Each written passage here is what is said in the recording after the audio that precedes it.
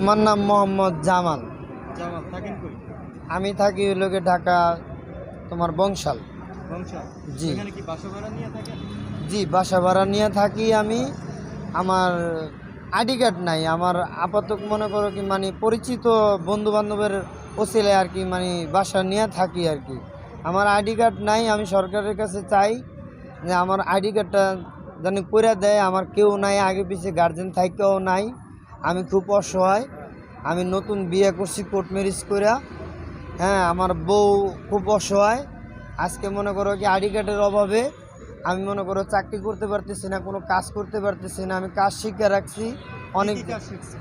আমি তোমার মনে করো কি গাড়ি চালানো শিখছি, সিএনজি চালাইতে পারি, তারপরে তোমার অটো চালাইতে পারি, আরও বিভিন্ন ধরনের ছোটোখাটো গাড়ি ঘোড়া চালাইতে পারি। তা আমার মনে করো আইডি কার্ডের অভাবে আমি লাইসেন্স করতে পারতেছি না। ঠিক আছে, আমার কাছে টাকাও নাই, আইডি কার্ডও নাই। আমার কে কাজ দিবে? আমি সরকারের কাছে আবেদন করি, সরকারের কাছে আমি জানাই যে আমার আইডি কার্ডটা করে দেওয়া হোক।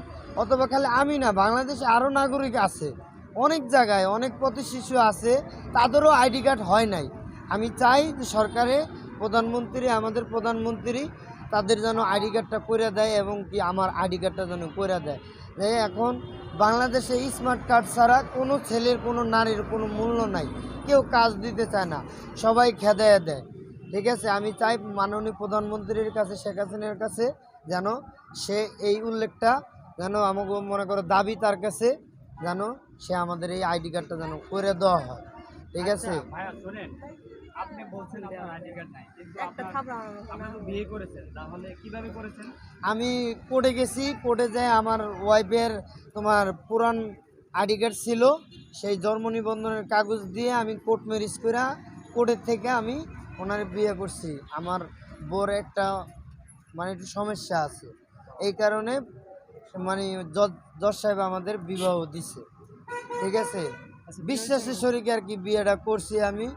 এখন মনে করো আমি খুব অসহায় আইডি কার্ডের অভাবে। আইডি কার্ডটা যদি থাকতো তাহলে আমি বাংলাদেশের সব জায়গায় যেয়ে কাজ করে খাইতে পারতাম।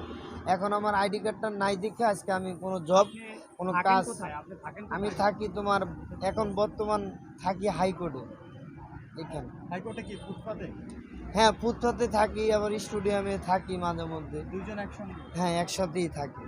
আর কাজ করি এমনি টুকিটাকি কাজ করি, বাঙালি টোকাই। ফুটপাতে থাকতে কি কোনো সমস্যা হয় না? কি প্রবলেম করে না? হ্যাঁ, প্রবলেম হয়।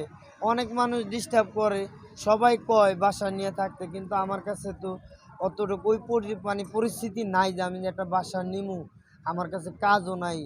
আমি কাজ করে আর কিছু টাকা পয়সা জমা একটা বাসা নিমু। এখন একটা বাসা নিতে গেলেও তারা খুঁজে আইডি কার্ড, জন্ম নিবন্ধন কাগজ, ডকুমেন্টসের অভাবে আমি বাসা ভাড়াও নিতে পারতেছি না এবং আমি কোনো কাজও করতে পারতেছি না।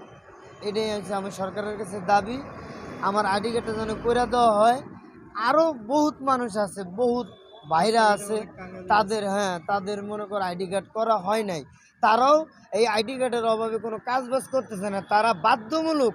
ঠিক আছে, এই আইডি কার্ডের অভাবে, এই কাজের অভাবে তারা চুরি করতেছে, ডাকাতি করতেছে, ছিনতাই করতেছে বাধ্যমূলক। আর